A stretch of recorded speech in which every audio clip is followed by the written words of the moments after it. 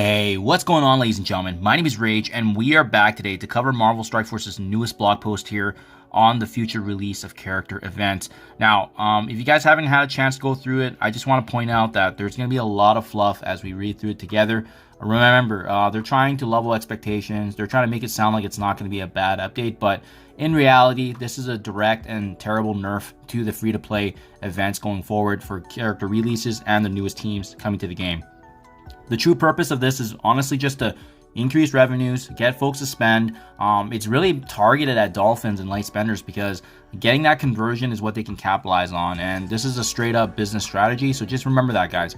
Having said that, the good news is that there are some things that aren't changing, such as the farmability of characters in X number of months. Typically, we've seen this happen for the last couple of newest teams. More recently, Mercs for Money.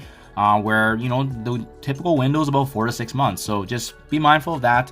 That's not changing. However, the newest brand new characters coming to the game may not be accessible, especially if you're free to play like myself. It is going to be more patience and understanding how to maximize the resources that we have on hand. And I also want to share with you what my strategy is going to be going forward, especially with me not being a spender. So without further ado, let's get started, guys. Unlocking new characters. During the 6-year history of Marvel Strike Force, we've released non-legendary mythic characters in a number of different ways. Event campaigns, blitz, web milestones, most recently the month-long events. And this has been going now for the last couple of years, so it was time that they, decided to pivot. That's also why we haven't really seen character shards actually being located in the monthly for quite some time now. I suspect that they were testing out and seeing what works, as well as, obviously that option to increase revenues where there's an opportunity to do so. We're always trying to find fun and engaging new ways for our players to get the newest characters, while also making sure no matter your playstyle, you can obtain the characters you want. Some of these methods have been more successful than others, and we thank the community for making their voice heard with invaluable feedback over the years as we've iterated. Now guys, having said that, if you're not happy with this update and you want to vocalize your discontent, go to your Discord, go to your Marvel Strike Force Reddit. Make sure this is known to the content creators and the envoys. Make sure everyone's circulating the message, because that at the end of the day is going to be what's going to be bringing about change. If they're listening to feedback, well, we can give them direct feedback depending on how the first rendition of these events are going to be released. But like I said, the writing was already on the wall. We saw this with the new Annihilator's team being released through the way of arena orbs. Even Gladiator being released a month ago has finally been introduced in the way of a milestone. So just food for thought. It's been about a month now, so that seems to be the going forward trend. So what does this all mean? We're updating our character release method for traditional characters, non-mythic, epic, or legendary characters. Makes sense. This has typically been the area that they've specialized in releasing free-to-play characters. Our core goal is to ensure that you unlock new characters in an engaging way through daily play. We believe our new approach will achieve that. You notice they were very, very careful the way they worded this. They didn't say it was going to be easy. They didn't say it was going to be generous. They instead leaned on the fact that it's engaging through daily play. So they're obviously measuring engagement. They want engaged players to be continually logging in, and that helps their algorithm. That helps them with anything relating to, honestly, just growing the game. And anytime you're in the game, there's a chance you can spend, and hence that opportunity for revenue increase. That's what they're targeting, right? You will be able to earn new characters through engagement by earning meaningful rewards for playing every day. I hope that's the case. I really hope that's the case. This is why I don't want to judge a book before I read it, because at the end of the day, we need to see how this new version or release is going to come to be before we start ranting and start raging. I want to assess that objectively, and that's why I don't want to lean into initial thoughts here or make assumptions on how bad it's going to be before we actually see how this plays out. Rest assured, anyone on day one has a chance to get the new character. There will be multiple ways to unlock a character throughout the month, primarily through engagement. We are also still committed to our character release cadence of getting characters to 7 stars in 6 months. So this is what I alluded to earlier. So far, they have maintained this word and they've kept this promise. So I'm a big fan of it. The only downside is that, there's some teams that may not last that long. And in 6 months, that's not a very long shelf life if you've already reached that team in 6 months, right? There's some really good teams that have been released to date. If you think about Spire Society, Extreme X-Men, Hive Mind, and they've been amazing. So I hope they keep this going forward, because this has been really the big, strong win of 2024.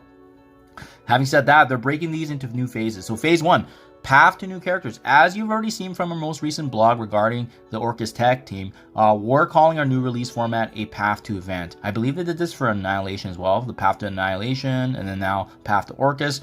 Phase 1 of a character release where all players are encouraged to initially unlock a new character by engaging with the game throughout the entire week. So in this case, I think Sentinels right now is part of that in the current event, where we're doing more of the raid attacks and so forth and completing the spotlight, the Orcus raids. You can consider this a release event for new characters. However, this may not always come in the shape of the milestones you're familiar with. So I guess in this case, this is the Sentinel release event. It essentially confirms that now. Each path to event releases a character you obtain through daily engagement in various game modes, and occasionally some surprises. Players earn new character shards throughout Phase 1, which will add up to unlocking a new character during Phase 1 or Phase 2. Now, that's why there's that really rare chance that you can get the 100 shard drop on Sentinel. Obviously, there hasn't been a lot of players that have done it, but, when you math out the number of players, there's that, 0.9, like, so 1 in 300 chance of getting it. I think it's around there. We want Phase 1 to feel like you're continually making progress toward unlocking new characters. I don't agree with that. I think right now we've maxed out all the orbs, and I have about 14 shards of Sentinel, so it doesn't really feel like it. I mean, I'm not even a quarter of the way there, so that right there is just a big no.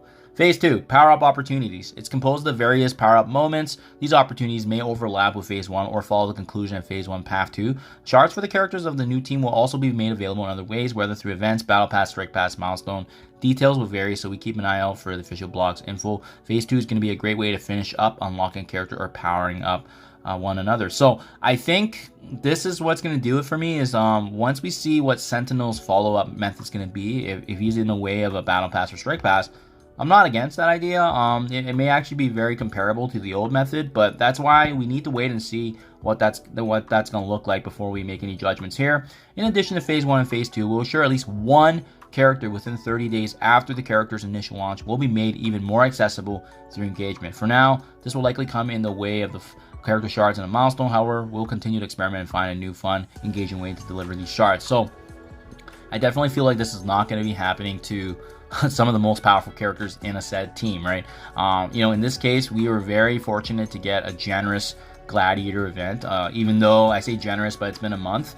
But yeah, there was 100 free shards that we can take for grabs, and super easy to accomplish as well. So if they keep that up and they're indiscriminate about the type of characters getting featured, it may not be terrible, right? But that's something we have to wait and see. Again, there's just not enough information right now to make a snap judgment on this, but it is a straight nerf, because back in the day, we typically saw character releases, within a couple weeks after they get introduced, and now it's basically confirming that you likely will only see a character and its core shards, I say core as in more than 50% of the unlock, likely coming a month now. So that's probably the biggest disappointment in this blog post, is that it essentially confirms that everything that we've seen to date has been fully intentional, and that character shards like, Gladiator, Sentinel, they could take up to a month or longer to actually come into the game for us to actually partake in.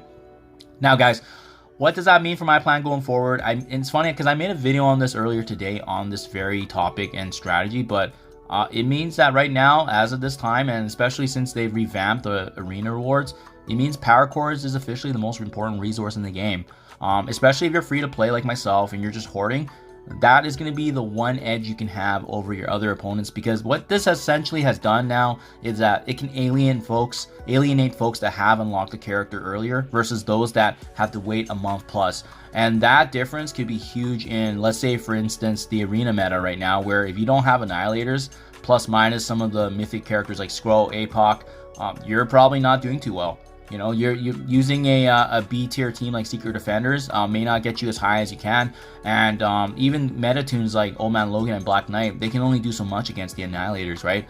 So my game plan going forward then now is that I'm going to be very strategic with my power cores. I'm going to be hoarding everything I can, because now arena mode is the most important game mode next to all the raids that you're doing to get Crimson Gear. That's going to be my game plan going forward, guys. But let me know what you think in the comments below, what you feel, how you're feeling about this. I know this was some heavy news here to see, but official confirmation from them. And in all fairness, at least we did finally get some communication on this, as opposed to making assumptions and, reading the room of what was happening. But end of the day, unfortunately, the free-to-play community is going to take a heavy hit from this. But like I said, I'm going to have to probably make a follow-up video to see what this is going to look like and analyze the shards after we see what the first rendition of this is going to be, especially now that everything's confirmed and Sentinel is likely going to be the first to test this out.